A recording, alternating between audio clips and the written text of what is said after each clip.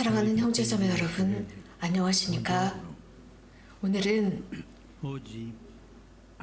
성탄이 며칠 남지 않은 날입니다. 오늘 저는 여러분들과 함께 역사에서 도저히 무시할 수 없는 한 사건에 관해서 기억하고자 합니다. 예수님의 탄생입니다. 아구스토스 황제는 당시 사람들에게 각 고향으로 돌아가서 호적 등본을 하라는 칙령을 내렸고, 마리아와 요셉은 이것을 준수하기 위해서 나자렛에서 베들레헴으로 내려갑니다. 그곳에 도착하자마자 즉시 숙소를 찾기 시작했는데 출산이 가까워 왔기 때문입니다. 불행하게도 숙소를 찾지 못하고 한 마구간에서 출산을 하게 됩니다. 생각해 봅시다. 우주를 창조하신 그분께서 세상에 태어나시는데 그에 맞닿는 자리가 없었습니다. 어쩌면 요한복음사가가 이미 언급한 것처럼 그분께서 당신 땅에 오셨지만 그분의 백성은 그분을 맞아들이지 않았다라는 말씀과 같습니다. 또 예수님은 당신 자신에 관해서 이렇게 말씀하십니다. 여우들도 굴이 있고 하늘의 새들도 보금자리가 있지만 사람의 아들은 머리를 기댈 곳조차 없다라고 하셨습니다. 한 천사가 목자들에게 예수님의 탄생을 선포했습니다. 그리고 별이 동방 박사들에게 길을 제시해서 그곳에 도달하도록 했습니다. 천사는 메신저로서 별은 하느님께서 빛을 창조하셨다는 것을 의미하고 그 아기는 세상의 빛이 되리라는 것. 그래서 그분 스스로 이렇게 선포하십니다. 모든 사람을 비추는 참빛. 그 빛이 어둠 속에서 비추고 있지만 그 어둠은 그를 깨닫지 못하였다라고 선포한 것과 같습니다. 목자들은 이스라엘의 가난한 사람들을 의인화하고 있습니다. 겸손한 사람들, 그래서 자신들이 얼마나 부족한지를 내적으로 잘 알고 있는 사람들입니다. 그렇기 때문에 그 어떤 누구보다도 하느님을 더 의지하며 살아가는 이들입니다. 그들이 가장 먼저 사람이 되신 하느님의 아들을 만났습니다. 이러한 미팅이 그들을 완전히 바꾸어 놓았습니다. 복음은 이렇게 전하고 있습니다. 목자들은 듣고 본 모든 것에 대하여 하느님을 찬미하며 돌아갔다라고 전하고 있습니다. 또 예수님 주변에는 막 태어나신 예수님 주변에는 동방 박사들이 함께하고 있었습니다. 복음사가들은 그들에 관해서 그들이 임금이라고 전하지도 않았고 그들이 몇 명인지 그들의 이름도 전하고 있지 않지만 분명한 것은 그들은 아주 먼 나라에서 동방에서 온 사람들이라고 전하고 있습니다. 아마도 이렇게 생각할 수 있어요. 당시의 바빌로니아나 아라비아나 페르시아 등이 아닐까 싶습니다. 그들은 유대의 임금을 찾아 나선 사람들이었습니다.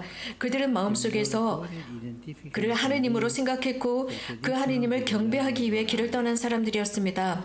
동방 박사들은 이교 백성들을 의인화한 것으로서 또한 오랜 세기 동안 하느님을 찾았던 사람들, 그래서 그 하느님을 찾기 위해서 여행을 떠난 사람들을 의미하고 또 권력과 부자들을 의미합니다. 하지만 그들은 자신들의 소유의 노예가 되지 않은 사람들, 물질에 집착하지 않고 자신들이 소유한 것에 집착하지 않는 이들을 의미하고 있습니다. 복음의 메시지는 분명합니다. 곧 예수님의 탄생은 보편적인 것으로서 모든 사람들에게 해당되는 것입니다. 사랑하는 형제자매 여러분,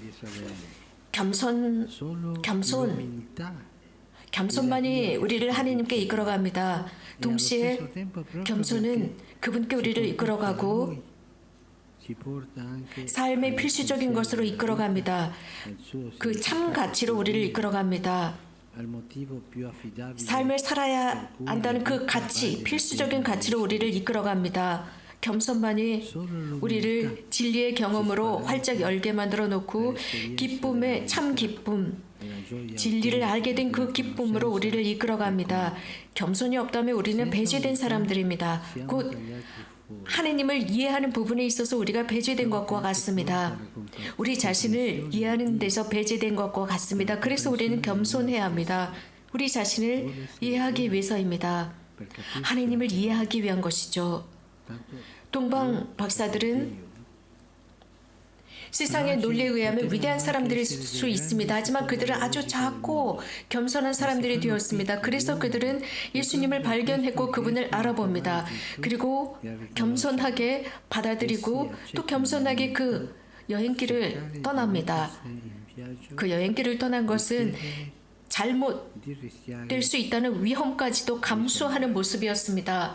사람은 마음 깊은 곳에서 하나님을 찾고 있습니다. 찾도록 초대받았습니다. 우리 모두가 그렇습니다. 그래서 이러한 불안이 있습니다. 이러한 불안이라는 것을 꺼버리지 맙시다. 이것은 우리들의 활동입니다. 우리는 이러한 거룩한 불안 속에서 하나님을 찾을 수 있습니다. 성 안셀모의 기도를 드립시다. 주님, 당신을 찾도록 저를 가르치소서. 제가 당신을 찾을 때 드러내 주십시오. 저를 가르치지 않으신다면 당신을 찾을 수 없고, 제가 드러내지 않으신다면 당신을 발견할 수도 없나이다. 당신을 희망하며 당신을 찾게 하시고, 당신을 찾으며 희망하게 하소서.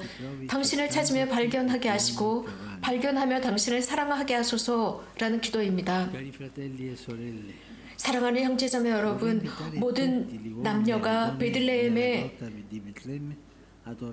그 동굴에 함께 모여서 사람이 되신 하느님을 경배하도록 초대하는 바입니다. 우리 각자 여러분들의 집에 마련된 구유나 성당 안의 구유 앞에서 마음으로 경배의 행위를 드립시다. 당신은 하느님이심을 저는 믿습니다. 이 작은 아기 하느님이십니다.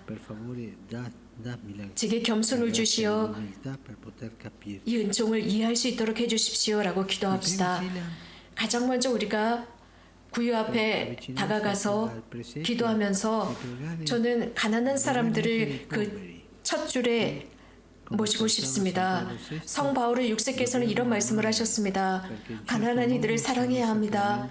그들, 배고픈 이들, 목마르고 떠돌고 헐벗었으며 아프고 갇힌 이들 안에는 어떤 면에서는 아주 신비로운 방법으로 그리스도께서 현존하십니다. 그들은 그리스도의 성사이기 때문입니다. 그리스도께서는 그들 안에서 신비로운 방법으로 당신을 드러내셨습니다. 그들을 도와줘야 하고 그들과 함께 아파하고 따라야 하는 이유는 가난은 하나님의 나라를 온전히 모시는 가장 확실한 길이기 때문입니다. 라고 하셨습니다. 교만하지 않고 자기 만족에 빠지지 않으며 자신이 우주의 중심이라는 자가당착에 빠지지 않게 하기 위해서입니다. 저를 겸손하게 하소서. 제게 겸손의 은총을 주셔서 이런 겸손으로 당신을 발견하게 하소서. 유일한 길입니다. 겸손이 없다면 하나님을 발견할 수 없게 될 것입니다. 오히려 우리 자신을 발견하게 됩니다. 겸손하지 않는 사람은 자신 앞에 지평이 없는 것입니다. 그저 자신 앞에 거울이 있는 것입니다. 그래서 자기 자신만을 보고 또 보는 사람이 되어버립니다. 그래서 주님께 이러한 거울을 파괴하고 지평을 보게 해주십사 청합시다. 하지만 이것은 그분께서 하셔야 합니다. 그래서 겸손의 기쁨, 이러한 길을 갈 수 있는 겸손의 기쁨을 주십사 청합시다. 그리고 형제자매 여러분, 저는 여러분들을 베들레헴으로 동반하고자 합니다. 동방 박사들이 별을 따라서 그곳으로 간 것처럼 그들은 종교적인 불안이 없었습니다. 그들은 하느님과 문제가 없었습니다. 종교와 싸우지 않았습니다. 그들은 무신론에 지배되지 않았습니다. 저는 제2차 바티칸 공회의 메시지를 다시 한번 기억시키고자 합니다. 하느님을 인정하는 것이 그 어떤 방법으로도 인간의 고귀함을 반대하지 않는다고 교회는 믿고 있습니다.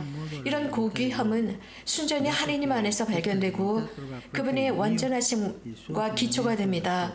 교회는 인간 마음의 은밀한 열망과 교회 메시지가 조화를 이루고 있음을 알고 있다라는 말씀입니다. 천사들의 축원과 함께 집으로 돌아갑시다. 곧 하나님께서 사랑하시는 이들에게 평화라는 인사입니다. 그리고 항상 기억합시다. 우리가 하나님을 사랑한 것이 아니라 그분께서 우리를 먼저 사랑하셨습니다. 그분께서 우리를 먼저 사랑하셨습니다. 우리를 먼저 찾으셨습니다. 이 사실을 잊지 맙시다. 이것이 바로 우리들의 기쁨의 이유가 됩니다. 우리는 사랑받았습니다. 주님께서 우리를 찾으셨습니다. 주님께서 우리를 발견하기 위해서 찾으십니다. 더 사랑하시기 위해서입니다. 이것이 기쁨의 이유가 됩니다. 우리는 아무런 가치도 없었고 아무 이유 없이 그분께서 우리를 사랑해 주셨습니다. 그분께서 우리를 먼저 사랑하셨습니다. 인간이 되셨습니다. 우리들 가운데서 사시는 그 아기, 구유에서 발견하는 그 아기를 통해서 구체적으로 우리를 사랑하러 오셨습니다. 예수님이라는 그 아기는 분명한 이름이 있습니다. 예수님은 이름이 있고 사랑이라는 모습을 하고 계십니다. 이것이 우리들의 기쁨의 원천이 됩니다. 형제자매 여러분, 진심으로 성탄을 축하드립니다. 거룩한 성탄이 되기를 기원합니다. 물론 성탄 축하 인사들이 여러분들의 가정 안에서 충분히 우러나올 것입니다. 좋은 것입니다. 하지만 하나님께서는 나를 위해서 오셨다라는 것을 충분히 인식하기를 바랍니다. 여러분 각자가 이렇게 인식하기를 바랍니다. 하나님을 찾고 하나님을 발견하고 하나님을 받아들이고 인정하기 위해서는 겸손이 필요하다는 인식입니다. 겸손하게 봅시다. 그리고 허영과 교만의 거울을 깨트려 버리는 것, 우리 자신만을 바라보지 않고 예수님을 바라보고 지평을 바라보고 하나님께서 우리들에게 오신다는 것을 바라보고, 그래서 그러한 거룩한 불안의 우리들을 건드리도록, 이것이 바로 우리들에게 희망을 가져다 줍니다. 기쁘고 거룩한 성탄을 진심으로 축하드립니다. 고맙습니다.